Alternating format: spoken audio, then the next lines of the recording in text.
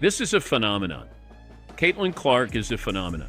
And if I said to any of these people who think Caitlin Clark is not the Rookie of the Year, I'd say, who would you want to start your franchise with? Now, I'm not going to put Asia Wilson in there. I'm just saying between these two. Angel Reese is a wonderful player, but she does not compare to what and who Caitlin Clark is when she's on the basketball floor.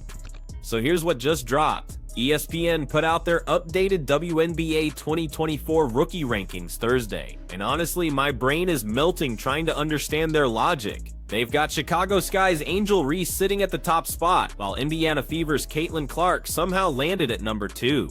Is the Caitlin Clark comparison. She's being destroyed by chasing the Rookie of the Year thing, which she has no chance, so she wants to be a dynamic offensive player, and she's just not right now. She's a great rebounder, great energy. This whole situation is completely out of control at this point. Anyone who's been paying attention knows there's absolutely no competition here. Sure, people keep calling Reese and Clark rivals, but that's only because Reese threw that "you can't see me" gesture and took that cheap shot at Clark's head. Reese keeps trying to link herself to Caitlin's success, but here's the reality check nobody wants to admit: there's zero competition between these two players. Clark is operating on a completely different level than Reese. All right, what I'm saying to you is this. I have seen footage of Caitlin Clark now, and I have seen footage of Angel Reese. Oh, you about to piss me off.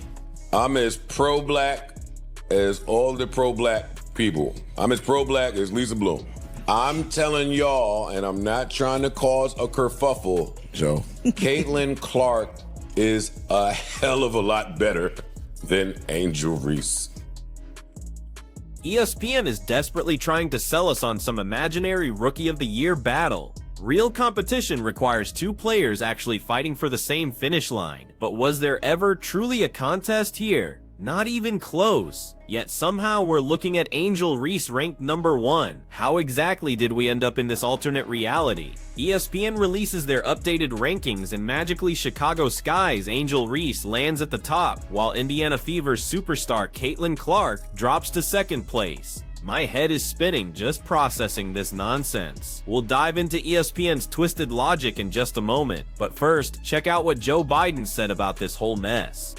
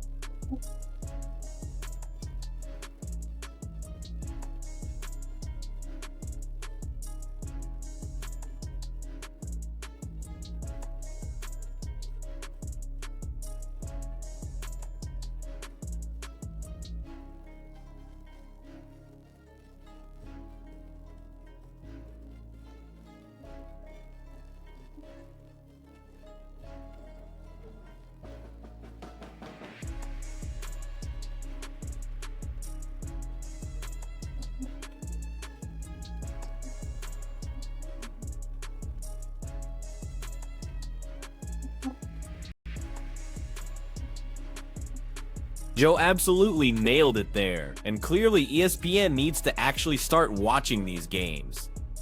Basketball fans completely lost it on Twitter, showing their total frustration. Clark Report posted that ESPN is a pathetic excuse for a sports network. David called out how Angel Reese at number 1 is laughably insulting to basketball itself. Trent Harvey asked exactly what I'm thinking. Do these so-called experts even watch the games? My goodness. ESPN dug up some cherry-picked statistics to somehow justify putting Angel Reese on top, but this isn't rocket science. Caitlin Clark became the fastest WNBA player ever to hit 500 points and 250 assists combined. So how did ESPN reach this bizarre conclusion? They leaned heavily on advanced metrics. You know, when the basic numbers don't support your narrative, you break out the statistical gymnastics to make them say whatever you want. They essentially manipulated the data to boost Reese over Clark, pointing to her rebounding numbers and those double-doubles. Yeah, 22 of them with a 15-game streak. Pretty impressive stat, right? But we're seriously still obsessing over that. Everyone knows exactly how she's padding those rebound totals. She's grabbing her own missed shots 5 times per possession. Are within 2, 3, 4 feet, and she can't make 29% of them. Here's why I'll give Angel Reese credit, and this is why I'm saying. There's absolutely no question now that ESPN is desperately pushing this narrative that Angel Reese somehow outperforms Caitlin Clark as a WNBA rookie. Are you kidding me right now?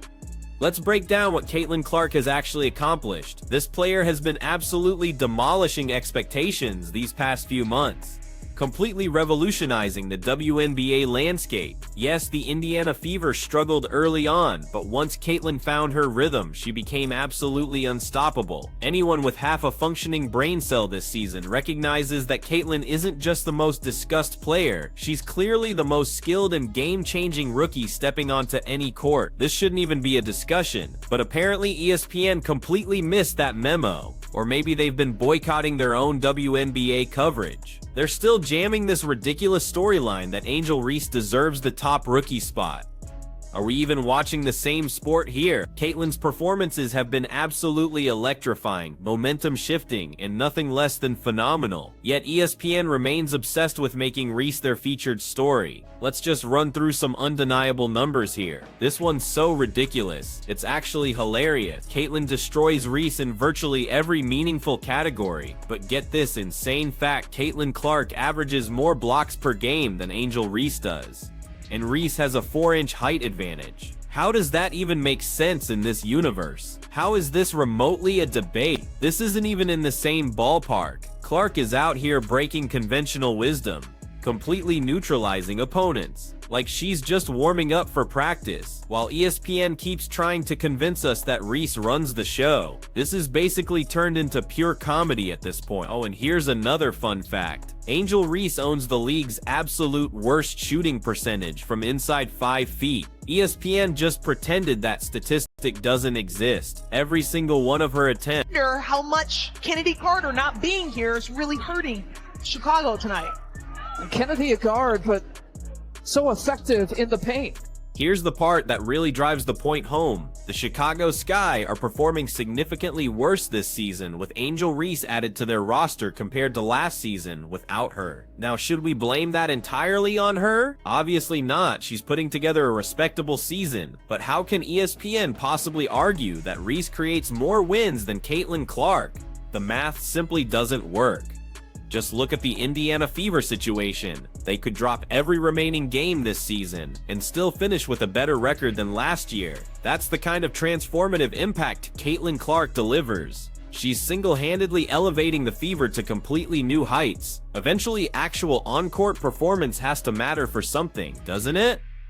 We all have functioning eyes. We're all watching identical games. Nobody can honestly examine both resumes and walk away believing Reese is the superior rookie. The Sky aren't even locked into a playoff position. Meanwhile, the Fever are surging forward after managing only 13 wins last season. There's simply no logical argument claiming that Angel Reese has generated bigger impact on her team or the entire league compared to Caitlin Clark. That's just not reality. And somewhere deep inside, everyone already knows this truth. So if these rankings gave Angel Reese any hope of capturing Rookie of the Year honors, Caitlin Clark just completely destroyed those dreams again. Believe me, this race is officially over. Caitlin Clark just delivered the knockout blow with an absolutely jaw-dropping performance in Chicago, and the crowd definitely understood what they were witnessing. Clark received a thunderous standing ovation when she got pulled with 352 remaining on the game clock. The Indiana Fever completely annihilated the Sky tonight, and Caitlin Clark owned every single moment. This matchup might have looked competitive early, but once Clark and the Fever started cooking, Chicago was completely finished. Clark was absolutely scorching hot, connecting on 8 of 14 field goal attempts, nailing 5 of 9 three-point shots, and she absolutely exploded for 31 points. Oh, and should I mention she shattered not just one, but 2 different records tonight. Like I always mention, you can count on some records falling whenever Caitlin touches the basketball. So where exactly was Angel Reese during all this? That's right, she basically disappeared on the court. Sure, she grabbed 10 rebounds and scored 8 points, But let's keep it real here. She was completely irrelevant to the outcome. Shooting 3 of 8 from the field, seriously, she couldn't buy a bucket to save her entire season. And let's discuss what an actual double-double performance looks like. Clark posted 12 assists alongside those 31 points. That's what we call controlling the game. Kelsey Mitchell also went off for 23 points, and Clark easily could have reached 15 assists if teammates converted a few more opportunities.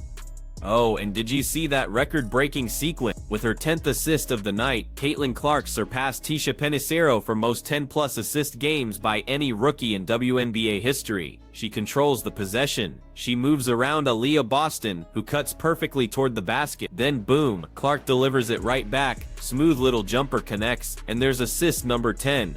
We haven't mentioned this in a while, at least something you need to see. And in enemy territory gets this kind of salute as she exits the game.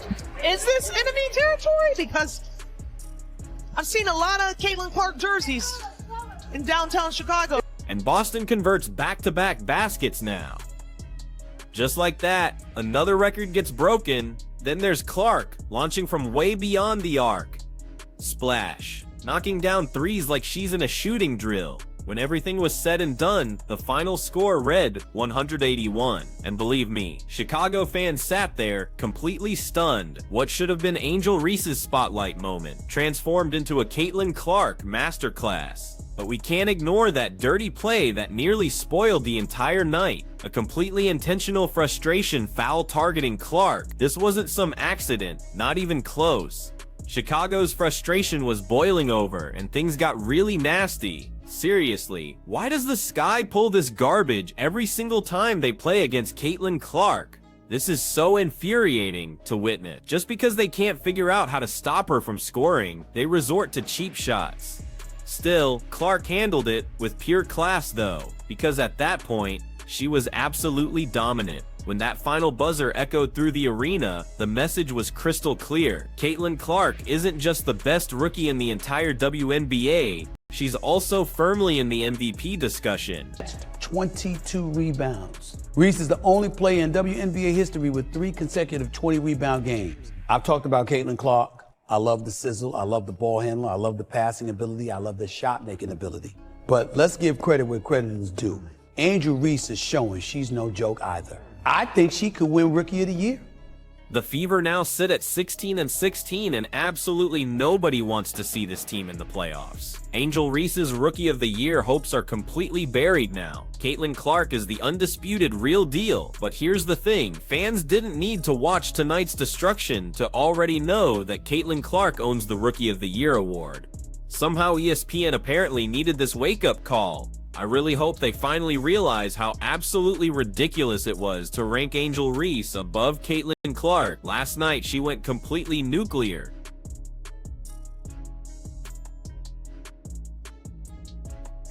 I cannot believe he actually said that. He straight up admitted that Caitlin Clark possesses that elite ball handling, incredible passing, and clutch shot making ability. Are you serious right now? What are your thoughts on this entire situation? Drop your opinions in the comments and make sure to subscribe.